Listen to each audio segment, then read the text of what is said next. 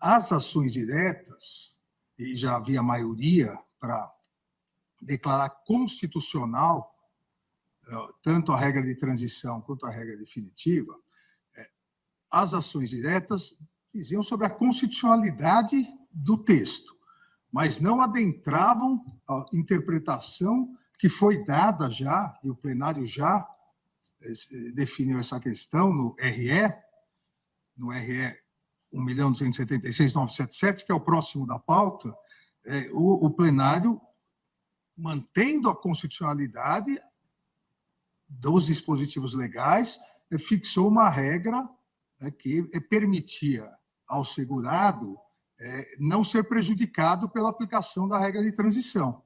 Eu até leio aqui o tema 1102, o segurado que implementou as condições para o benefício previdenciário após a vigência da Lei 9.876 e antes da vigência das novas regras constitucionais, introduzidas pela Emenda Constitucional 103 de 2019, tem o direito de optar pela regra definitiva, caso esta lhe seja mais favorável. Isso já havia sido definido pelo plenário, e nas ações diretas, somente Vossa Excelência, salvo engano, e o ministro Gilmar fizeram a ressalva de que, uma vez julgado as ações diretas, não haveria possibilidade de discussão sobre essa possibilidade da opção pela regra mais favorável. Então, acho que é importante esse plenário também definir se será possível, e durante os votos cada um, obviamente, vai se manifestar sobre isso, é possível agora, nas ações diretas, nós revermos uma decisão já dada no recurso extraordinário.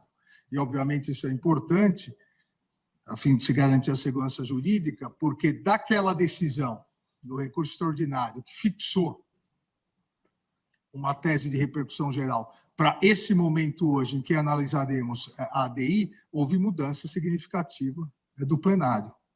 Então, obviamente, se isso poderá ser rediscutido via ADI, o que foi discutido no RE. Então, eu só quis fazer essa observação a partir do relatado por Vossa Excelência, porque essa é a questão mais importante que nós vamos discutir hoje. Todas as outras questões, ninguém tem dúvida sobre a constitucionalidade. Ministro Zanin, por favor. Obrigado. Ministro Alexandre. Só para lembrar que o recurso extraordinário não transitou em julgado. Existe embargos de declaração, de forma que ali não há uma decisão também definitiva. Então, só para complementar com essa observação. Exato. Tanto que na pauta seguinte seria os embargos de declaração, mas a grande questão é se na ADI nós vamos poder rever o mérito julgado. O que já foi julgado, o mérito. Lá somente seria uma omissão, contradição, no caso de embargos. É importante pontuar, porque, na verdade, eu vou passar rapidamente pelos outros pontos e vou ficar até somente nessa questão. Essa era a questão controvertida, saber se quem está no regime de transição está cogentemente no regime de transição ou se pode optar pelo regime definitivo. Então, presidente, com todo respeito, não me parece que essa seja a questão mais importante. Essa vai ser a segunda questão mais importante. A primeira é se aqui nessa ADI nós vamos poder rever o que já foi definido no RE. Aí, como observou o ministro Zanin, a questão no RE ainda está em aberto. O mérito não, só os embargos. Sim, os embargos, mas os embargos de declaração reabrem. Então, para deixarmos bem claro, que se houver uma revisão, nós acabamos revendo uma decisão já dada por um plenário por outro plenário, só para pontuar essa questão. Eu acho que nós podemos até ter, não quero falar do caso, porque, obviamente, nós temos vários precedentes nessa situação em que, paralelamente, circulam ou tramitam ADIs e RS, podemos ter uma situação, claro que a decisão no controle concentrado é dotada de efeito vinculante e eficácia erga omnes. E, eventualmente, se tivéssemos uma decisão em RE, ela seria passível de revisão dos embargos de declaração. Isso também seria possível de ser feito. Há precedente, ministro Gilmar, eu acho que há vários nesse Tribunal de Provimento de Embargos de Declaração, porque supervenientemente, em ação direta, o Supremo decidiu de forma diversa. Sim. Tem precedente nesse sentido, mas ainda não estamos pré-julgando, vamos ouvir o voto do ministro Alexandre. Não, presidente, eu não estou dizendo que não é possível, eu quero que fique claro exatamente que essa ADI pode ser utilizada como embargos infringentes em relação ao recurso extraordinário. Essa é a questão que se coloca. Então, presidente, o primeiro tópico, eu passo rapidamente, foi arguído nas ADIs a inconstitucionalidade formal da Lei 9876 de 99. A Confederação requerente impugnou sob o argumento de que o projeto de lei da qual decorreu a aprovação da lei não teria observado o preceito do artigo 65, parágrafo único da Constituição, que impõe no processo legislativo federal a devolução da proposição à casa iniciadora no caso de alteração substancial na apreciação realizada pela casa revisora. A questão da alteração substancial feita pela casa revisora, que aprova, mas de forma bem alterada, ter que retornar. Eu afasto essa inconstitucionalidade formal, porque, cito aqui no voto vários precedentes, na verdade, uma adequação de redação, ela não significa uma alteração substancial. Não é possível aqui constatar, nesse caso, que houve uma alteração substancial na redação. O que houve, e ocorre várias vezes no processo legislativo, um artigo somado com outro, uma emenda substitutiva, uma emenda aglutinativa, sem alterar propriamente o efeito normativo que produzirá a norma após ser aprovada. Então, eu afasto, mantendo, inclusive, o que o plenário da Corte já havia decidido em sede cautelar. O segundo ponto é o período de carência para a concessão do salário maternidade de determinadas seguradas. A impugnação do artigo 25, inciso 3º, e artigo 26, inciso 6º, da Lei 8.213, de 91. Como sabemos, a legislação previdenciária fixou períodos específicos de carência para a concessão de determinados benefícios. Nesse contexto, após a edição da Lei 9876, de 99, houve a necessidade, passou a existir a necessidade de determinadas seguradas, e essas seguradas são aquelas contribuintes individuais, também as seguradas especiais e as seguradas facultativas, que essas seguradas passassem a recolher ao menos 10 contribuições mensais como condição para que pudessem pleitear o salário maternidade, afastando expressamente a carência para as demais categorias de beneficiadas, ou seja, houve esse destaque em relação às contribuintes individuais, às seguradas especiais e às seguradas facultativas. É importante salientar, e esse é um ponto fulcral aqui nessa ADI, que esse dispositivo que estabeleceu isso, na verdade, essa nova alteração, ela não trouxe grandes transformações do que era o dispositivo originário da lei. Então, mesmo após a alteração, e sofreu uma nova alteração com a Lei 13.846 de 2019, o que houve foram pequenas alterações terminológicas, topográficas, continuou havendo a regra da não necessidade do período de carência e a exceção para essas três hipóteses. Os requerentes argumentam que exigir um período de carência nessas hipóteses restritas violaria os preceitos constitucionais consubstanciadores do direito à licença maternidade, igualdade de condições entre trabalhadores urbanos e rurais, da equivalência de benefícios e da proteção constitucional à maternidade. Eu afasto esses argumentos, me parece que o que a Constituição Federal garantiu à mulher trabalhadora, sem prejuízo de sua remuneração ou de seu vínculo empregatício, foi a licença gestante por um período de 120 dias, contemplando de forma expressa as seguradoras empregadas, sejam urbanas, sejam rurais, as trabalhadoras avulsas e, por fim, as empregadas domésticas. Essas previsões foram repetidas pela lei, não há nenhuma excepcionalidade aqui. A legislação infraconstitucional, ao estender o benefício previdenciário a todas as seguradas pertencentes ao regime geral, terminou por abarcar outras categorias para além daquelas previstas na Constituição, alcançando a contribuir aquelas três hipóteses. A Lei 9876, ao introduzir períodos de carência para as categorias de seguradas não alcançadas pelo texto constitucional, ela não limitou, porque, na verdade, a legislação ampliou para outras três espécies de empregadas, trabalhadoras, que não previstas na Constituição, e, ao ampliar, estabeleceu um requisito, um período de carência. Mas, se compararmos o texto constitucional com o texto legal, houve uma ampliação na garantia, na efetivação desse direito. E essa questão específica dessa ampliação foi, inclusive, detalhado, especificado no parecer da Procuradoria-Geral da República, que cito aqui também no voto. Então, o fato do legislador ordinário ampliar os direitos, mas, ao ampliar, prever o requisito, não me parece que tenha ferido qualquer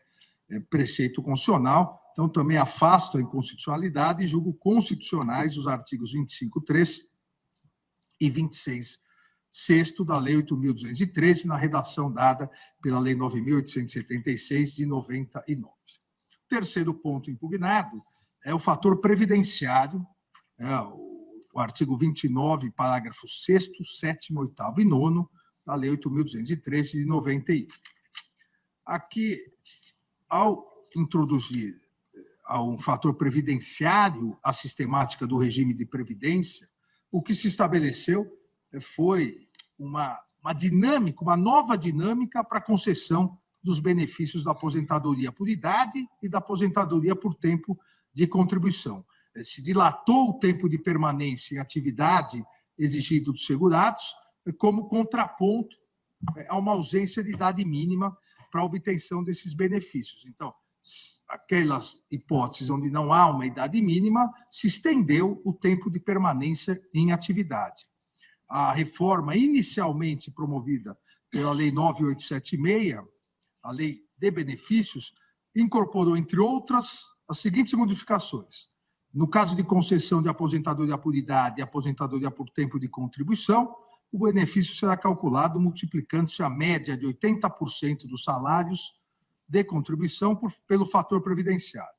Ainda previu, para o segurado especial, a aposentadoria por idade e a aposentadoria por tempo de contribuição,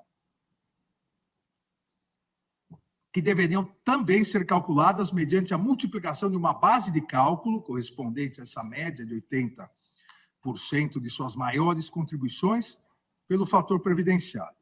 Previu as bases da fórmula para a elaboração do fator previdenciário, idade, sobrevida e tempo de contribuição, e, por fim, acrescentou ao tempo de contribuição o período de 5 anos para a mulher e o professor, elevando-se para 10 anos no caso de professora. O fator previdenciário aqui passou, a partir da reforma, a se colocar como condição obrigatória para a aposentadoria por tempo de contribuição. Mas, como o próprio artigo 7º da Lei 9876 estipulou, se tornou facultativo no caso de aposentadoria por idade. Não houve nenhum prejuízo em relação à aposentadoria por idade, mas, pelo tempo de contribuição, se estabeleceu um fator previdenciário.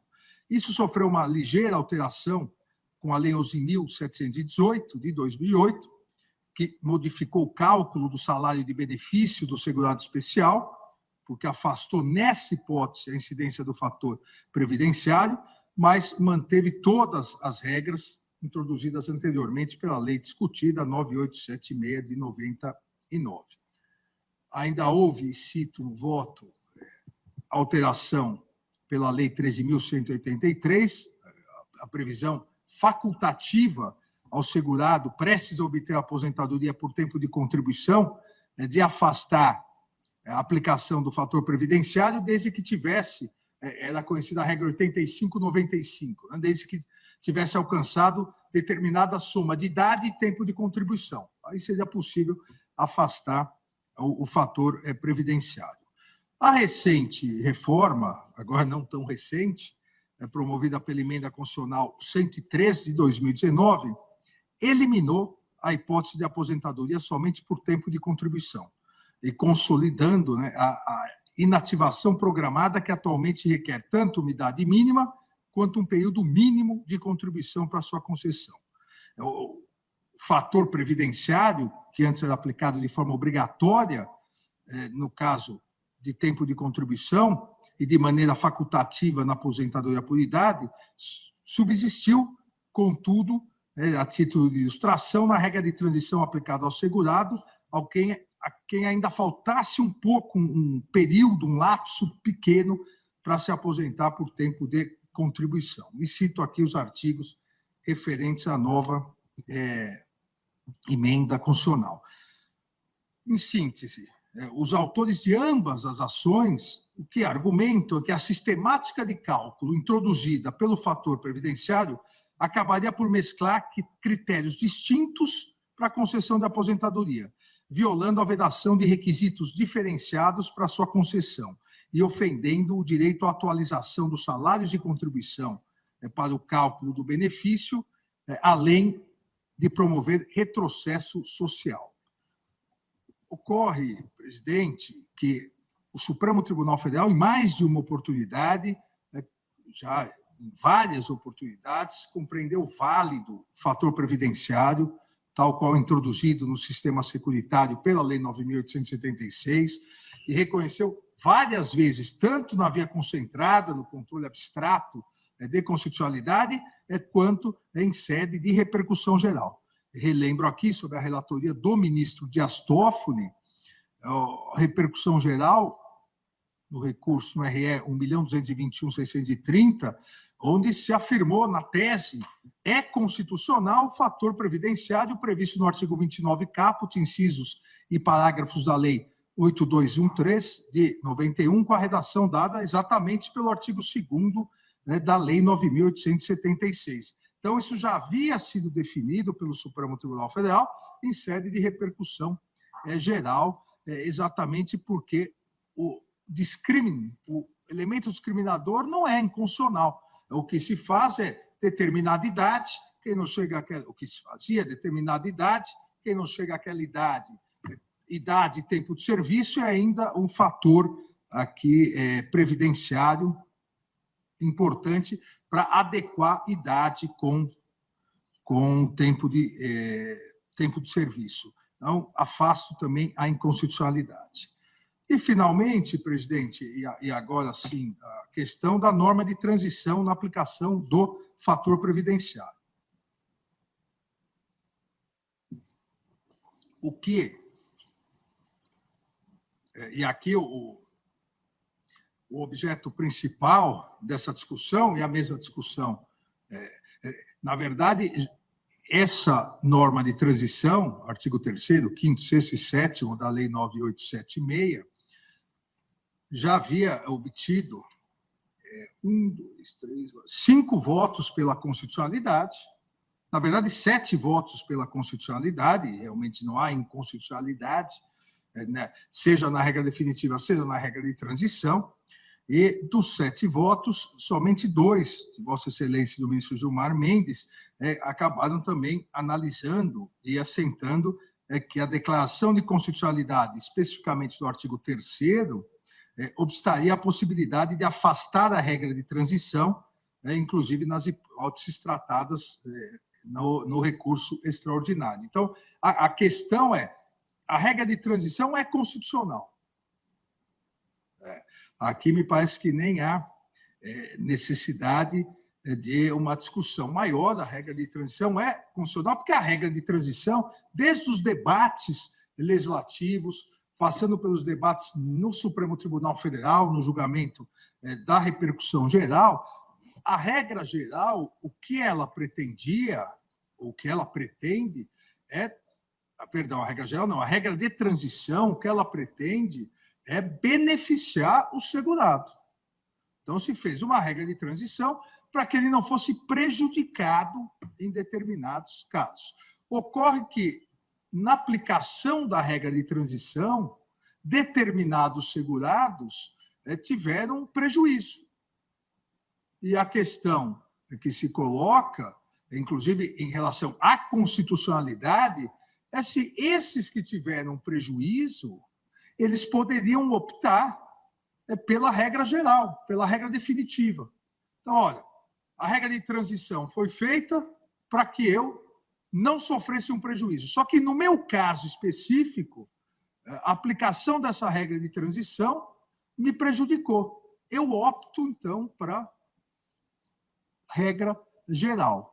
Isso foi discutido no recurso extraordinário e isso, que tudo indica, é o que será discutido aqui nessas duas ADIs. Então, nesse ponto, o objeto principal da discussão é a definição se o segurado do INSS, que ingressou no sistema previdenciário até o dia anterior da publicação da lei nova, que foi 26 de novembro de 99, se esse segurado ele tem o direito de optar para o cálculo do seu salário de benefício, de optar não pela regra transitória que o prejudica, mas pela regra definitiva prevista no artigo 29, incisos 1 e 2, da Lei 8.213, quando isso lhe for mais favorável, para lhe assegurar não um prejuízo, mas sim um benefício mais elevado.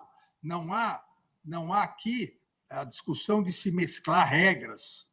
Essa situação de determinado segurado, vamos aplicar uma parte da lei anterior, outra da lei atual. Não. A nova lei trouxe a regra que vale para todos, permanente, e uma excepcionalidade, que era a regra de transição, para, repito, evitar prejuízos aos segurados que estavam na transição. Ao se aplicar essa transição, ficou constatado que alguns que deveriam ser beneficiados foram prejudicados. O que eles pedem? E o que pede, a meu ver, a interpretação aqui conforme a Constituição do artigo 3º. Se a regra de transição veio para impedir prejuízos, e ela gera prejuízos, vamos aplicar a regra permanente. Não vamos inventar uma regra, não vamos para outra lei, não vamos aplicar uma mistura de leis, vamos simplesmente afastar a excepcionalidade que tinha uma única finalidade: impedir prejuízo. Se ela não está cumprindo a sua finalidade, que se dê a opção ao segurado de pedir a aplicação normal para a regra permanente, que seria aplicado para todos. E, repito, exatamente para evitar que haja prejuízo no benefício.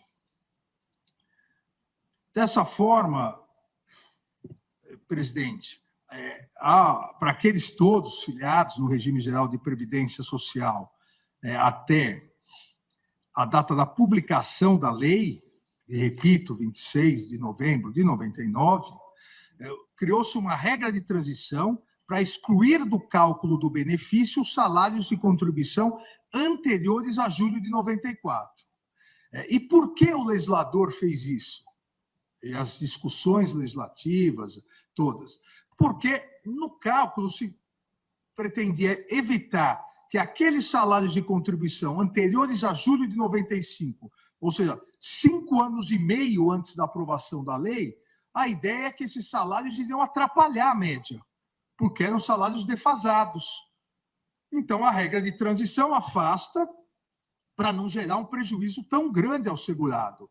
Só que, em algumas hipóteses, como eu disse, se contar a regra geral, não afastando esses salários de contribuição anteriores a julho de 94, em algumas hipóteses, isso mantém um benefício melhor. Em outras palavras, se o legislador tivesse estabelecido só uma regra, a regra permanente, inúmeros segurados teriam sido beneficiados.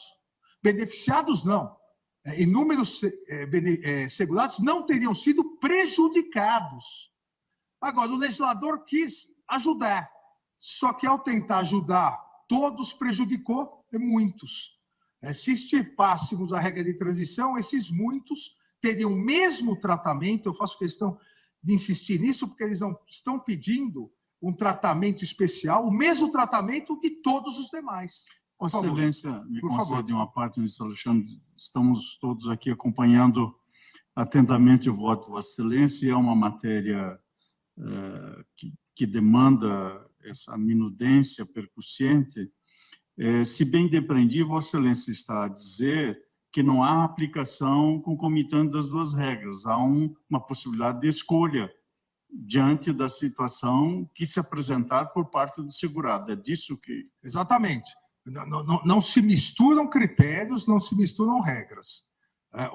Aqueles segurados que para aqueles segurados, né, que até a data já eram filiados até 99, novembro de 99, qual foi o pensamento do legislador? Eles já estão segurados. Daqui para frente, é uma regra permanente. Mas e esses todos? Se nós aplicarmos essa regra, eles serão prejudicados. Então, vamos excluir, pegar 5 anos, vamos excluir os salários de contribuição que é antes de 94, porque aí eles não serão prejudicados, mas houve o prejuízo. Então, qual é a proposta da interpretação? Que é exatamente o que ocorreu no RE, na repercussão geral. O segurado deve ter a opção de falar, não, eu quero a aplicação da regra geral. Quer dizer, ele não vai pedir uma outra norma, uma interpretação de A com B, não. Eu agradeço, em outras palavras, eu agradeço o que o legislador fez por mim para melhorar a minha situação, só que eu quero ser tratado igual a todo mundo.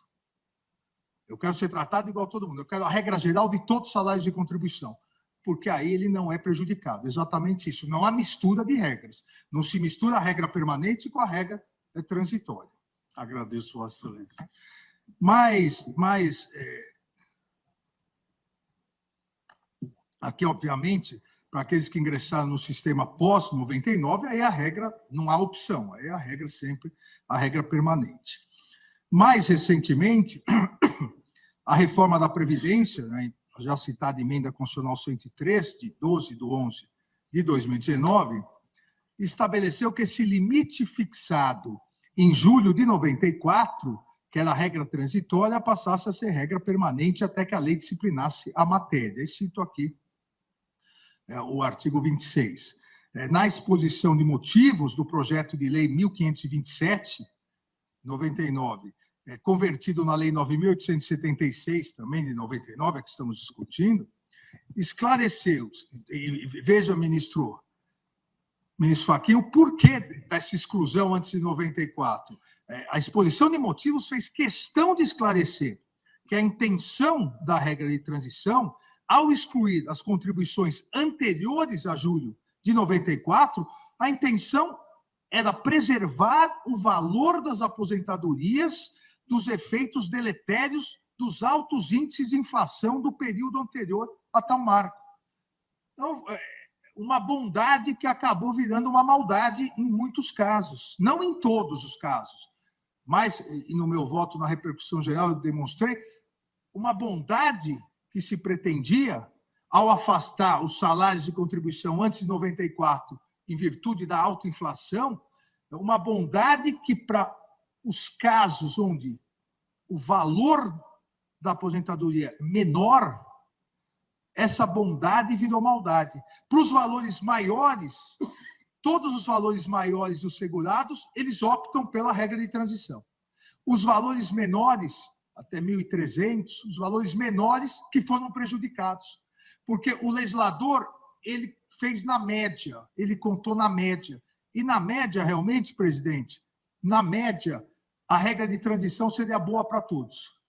Na hora que aplicou no mundo real, os valores mais altos dos segurados optaram não porque não havia possibilidade de opção, mas foram beneficiados realmente. Os valores mais baixos, não.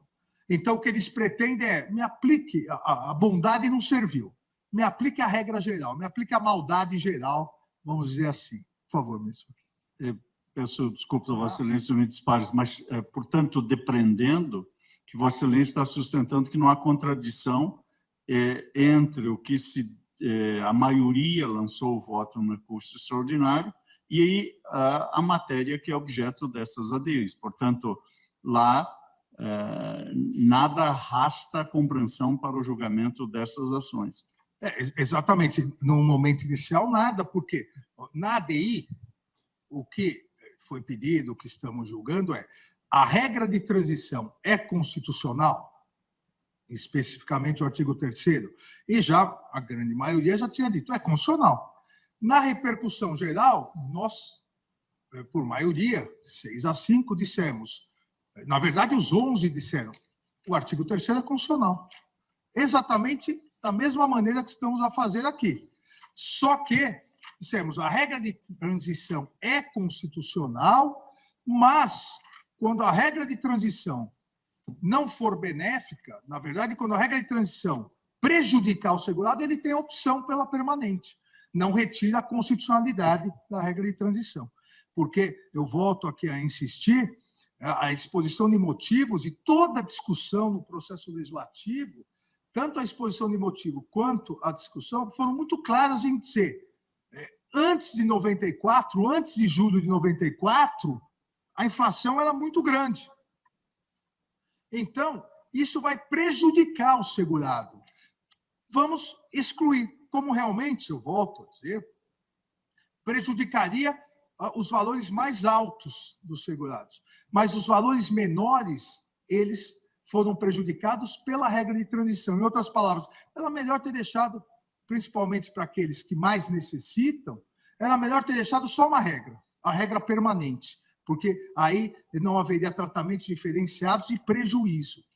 E eu cito aqui expressamente a exposição de motivos que diz, uma das mudanças mais importantes introduzidas, aqui é a exposição de motivos, uma das mudanças mais importantes introduzidas pelo projeto de lei refere-se à ampliação do período de contribuição computado para efeito de cálculo do valor de benefícios. Propõe-se que ele cubra o período decorrido desde julho de 94 até o momento da aposentadoria, para os que se aposentarem a partir da promulgação desse projeto de lei. E aqui o importante. O referido período de contribuição será progressivamente ampliado até abranger toda a trajetória salarial dos futuros aposentados. O período arbitrado, inicialmente, coincide com o período de reduzidos níveis de inflação, como o Plano Real, o que permite minimizar eventuais distorções causadas pelo processo inflacionário nos rendimentos dos trabalhadores. Essa era a ideia.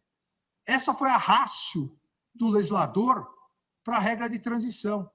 Então, se isso, mesmo com isso, acaba prejudicando, e repito, prejudicando as aposentadorias de menor valor, a interpretação, conforme a Constituição, deve se dar no sentido de que, para esses, é possível a opção pelo regime geral. Eles não querem de maneira alguma um benefício, uma excepcionalidade. Eles só querem ser tratados igual todos os demais que se aposentaram a partir de novembro de 99. Esse é o pedido. Essa é a discussão. Cito ainda outros trechos, que não vou cansá-los aqui, mas a exposição de motivos repete que essa medida de exclusão para aqueles já aposentados, essa medida de exclusão dos períodos anteriores ao Plano Real, a 94, veja, é uma medida com forte conteúdo de justiça social. Não é possível uma medida de justiça social prejudicar exatamente aqueles segurados que têm os valores menores de aposentadoria. E, repito, não foi, eu brinquei de uma maldade, uma bondade que virou uma maldade.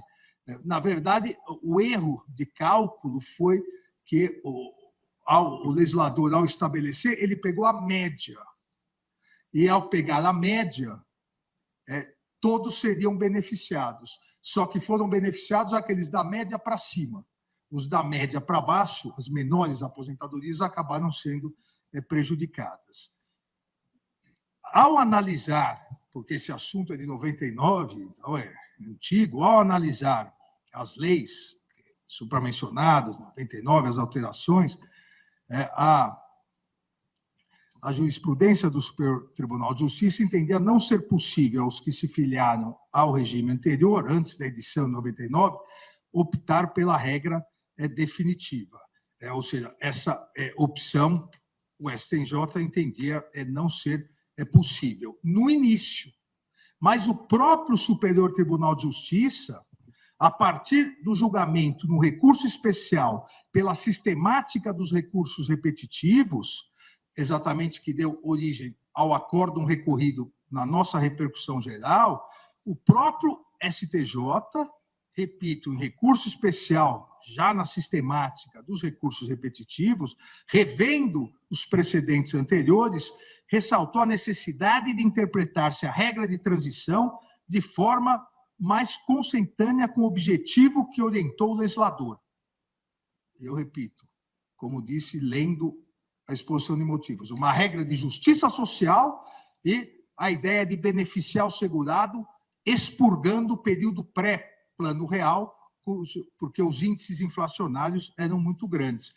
E o STJ, a partir disso, fixou exatamente que, na pior, abre aspas, na pior das hipóteses, a norma transitória não se aplica aos segurados antigos quando implicar tratá-los de modo pior do que o novo segurado. Se a regra de transição veio exatamente para impedir que ele fosse tratado de forma pior, veio beneficiá-lo, se a aplicação prática dessa regra acaba piorando a sua condição, não será possível, e a partir disso o STJ definiu a matéria em termos infraconstitucionais, e esse recurso é o nosso recurso extraordinário à repercussão geral julgada e a partir da interpretação do artigo 3º. A partir, então, dessa leitura que fiz 2 trechos somente, da exposição de motivos do projeto que originou a Lei 9.876, dos vários argumentos do acórdão do STJ, analisando essa questão da justiça social, da igualdade, da segurança jurídica, da vedação ao retrocesso, da impossibilidade daquele, porque isso também é muito importante, aquele que já tinha o direito adquirido a aposentadoria, já vinha recebendo a sua aposentadoria. Vem uma reforma, e sabemos todos da necessidade para que o INSS não quebre, o sistema de seguridade não quebre, da necessidade de reformas, mas aquele que já tinha a sua aposentadoria garantida. Vem a reforma prevê requisitos mais duros, um fator previdenciário mais duro. Ou seja, a situação vai piorar para quem ou se tornará mais difícil para quem se aposentar após 99, a lei diz. Para você que se aposentou antes, nós vamos garantir uma situação melhor com a regra de transição. E esse fica pior do que a regra geral, obviamente houve um erro aqui na aplicação da regra de transição.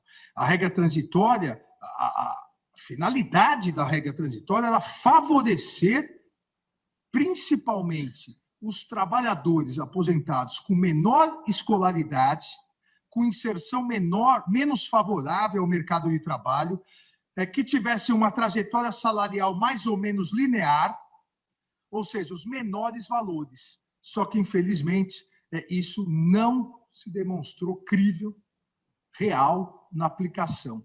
Aqueles de menor escolaridade, aqueles que estavam na base do mercado salarial, dos valores salariais, acabaram sendo prejudicados. Então, em virtude disso, não é possível, ao meu ver, somente, e aqui é uma conclusão, eu diria, dupla, não tenho nenhuma dúvida de que, até pela exposição de motivos, pela intenção do legislador, não há inconstitucionalidade na regra de transição, porque a regra de transição foi feita para não prejudicar quem já estava aposentado, para garantir os direitos de quem estava aposentado. Então, não é possível declarar inconstitucional uma regra que foi feita para melhorar a situação. E, em alguns casos, melhorou. Agora, aqui não se discute a constitucionalidade somente, mas a sua aplicabilidade. Na hipótese em que a situação do segurado piora, então, nessa hipótese, ele tem o direito constitucional de garantir o seu direito, a sua segurança jurídica, evitar o retrocesso social.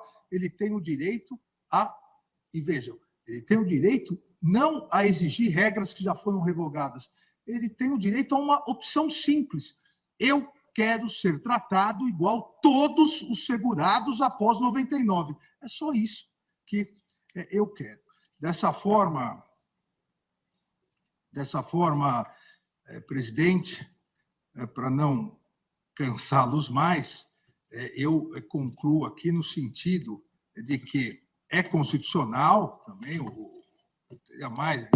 é constitucional o artigo 3º, é constitucional as regras de transição, mas não é possível a aplicação, ou, diria, dentro do próprio contexto da lei, deve-se dar uma interpretação conforme nos moldes do que nós já fizemos na repercussão geral.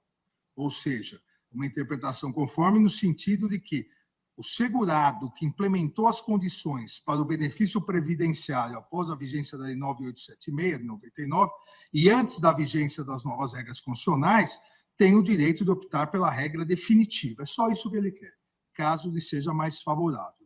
Há um argumento do INSS que o impacto financeiro decorrente da aplicação dessa interpretação seria de 3,5 bilhões para o ano de 2020, agora já não mais, então já houve a economia de 3,6 bilhões, 16,4 bilhões para os últimos 5 anos, então 21, 22, 23, então também já houve mais economia, e 26,4 bilhões para o período de 2021 a 2029.